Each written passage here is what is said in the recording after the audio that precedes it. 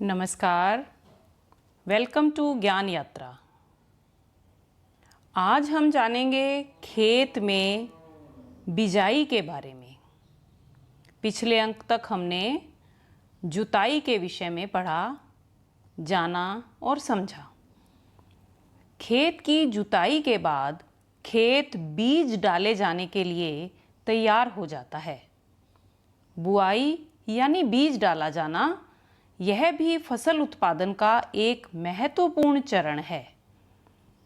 बुआई के लिए ऐसे बीजों का चयन करना चाहिए जो अच्छी गुणवत्ता वाले हों, साफ व स्वस्थ हों, अधिक उपज देने वाले हों। साथ ही उन बीजों में खरपतवार के बीजों की मिलावट ना हो। यदि बोए जाने वाले बीजों में क्षतिग्रस्त और खोखले बीज हों तो पानी में डालकर स्वस्थ और खोखले बीजों को अलग अलग किया जा सकता है, क्योंकि पानी में डालने पर हल्के व क्षतिग्रस्त बीज तैरते हैं और स्वस्थ बीज पानी में नीचे बैठ जाते हैं। अब हम बात करेंगे बीज बोने के औजारों की।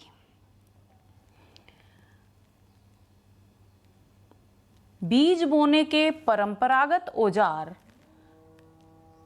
इस औजार में व्यवस्था जुताई जैसी होती है, लेकिन हल के स्थान पर जोत के पीछे एक खड़ी, लंबी और बड़ी कीप होती है, जिसमें बीजों को डालते रहते हैं। वह कीप 2 या 3 नुकीले सिरों वाली पाइप से जुड़ी रहती है। बीज इन पाइपों से गुजरकर जमीन में कुछ गहरा दब जाते हैं, क्योंकि नुकीले सिरे मिट्टी को भेद कर कुछ नीचे धंस जाते हैं। बुआई का आधुनिक औजार सीड ड्रिल कहलाता है। आधुनिक औजार समय व श्रम के बचत के हिसाब से बनाए जाते हैं। इसे पशुओं द्वारा न चलाकर ट्रैक्टर से चलाया जाता है। बुआई के लिए आजकल ट्रैक्टर द्वारा संचालित सीड ड्रिल का ही उपयोग किया जाता है। सीड ड्रिल से बुआई करने के कई लाभ होते हैं। समय व श्रम की बचत होने के साथ साथ इससे बीजों में समान दूरी व गहराई बनी रहती है। साथ ही बीज अच्छी तरह मिट्टी से ढक जाते हैं, जिससे इन्हें पक्षी भी नहीं खा पाते। बीज बोए जाते समय उनके बीच उचित दूरी का होना अत्यंत आवश्यक होता है। इससे पौधों को सूर्य का प्रकाश, पोषक व जल पर्याप्त मात्रा में प्राप्त होते हैं। कृषि क्रियाकलाप में अगला चरण है खाद व उर्वरक मिलाना।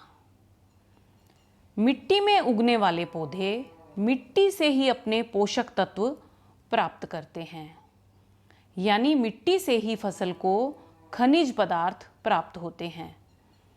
यदि खेत में लगातार एक के बाद एक फसल बोई जाती है तो मिट्टी में पोषक तत्वों की कमी हो जाती है। इसी कमी को पूरा करने के लिए मिट्टी में खाद या उर्वरक मिलाए जाते हैं। खाद व उर्वरक अलग अलग पदार्थ होते हैं।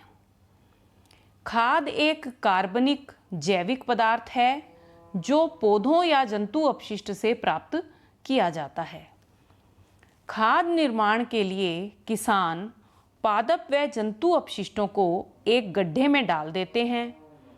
वायुमंडल में उपस्थित सूक्ष्म जीव इन अपशिष्टों का अपघटन कर देते हैं और खाद तैयार हो जाती है, जिसे कंपोस्ट भी कहा जाता है। उर्वरक रासायनिक पदार्थ हैं जिनका उत्पादन फैक्ट्रियों में किया जाता है। उर्वरक विशेष पोषकों से भरपूर होते हैं। उर्वरक के उदाहरण हैं urea, ammonium sulphate, superphosphate, potash, NPK आदि। NPK का अर्थ है यह नाइट्रोजन, फास्फोरस और पोटेशियम से भरपूर उर्वरक है। खाद और उर्वरक के अलावा भी एक तरीका है जिससे मिट्टी में पोषक तत्वों की प्रतिपूर्ति होती है। वह है फसल चक्रण। समझदार किसान खेती में फसल चक्रण को अपनाते हैं। यदि एक अनाज की फसल के बाद फलीदार पौधों की फसल उगाई जाती है तो खेत की मिट्टी को अद्भुत लाभ होता है।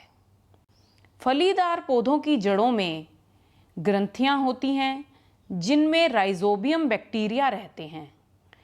ये बैक्टीरिया वायुमंडलीय नाइट्रोजन को यौगिकों में बदल देते हैं जिससे मिट्टी स्वतः ही उपजाऊ हो जाती है। खाद और उर्वरक में कुछ और अंतर के बारे में हम जानेंगे। खाद एक प्राकृतिक पदार्थ है जो गोबर और पौधों के अवशेष के विघटन से प्राप्त होता है। खाद खेतों में बनाई जा सकती है। खाद से मिट्टी को ह्यूमस प्रचुर मात्रा में प्राप्त होती है। खाद में पादप पोषक तुलनात्मक रूप से कम होते हैं, यानी इसमें ज़्यादा न्यूट्रिएंट्स पौधे को नहीं मिल पाते हैं, लेकिन फिर भी खाद एक सुरक्षित पदार्थ है जिससे हमें और पौधों को कोई भी नुकसान नहीं होता है। इसीलिए आज किसान कार्बनिक खेती की ओर बढ़ रहे हैं। उर्वरक एक मानव निर्मित लवण है। उर्वरक का उत्पादन फैक्ट्रियों में होता है। उर्वरक से मिट्टी को ह्यूमस प्राप्त नहीं होती।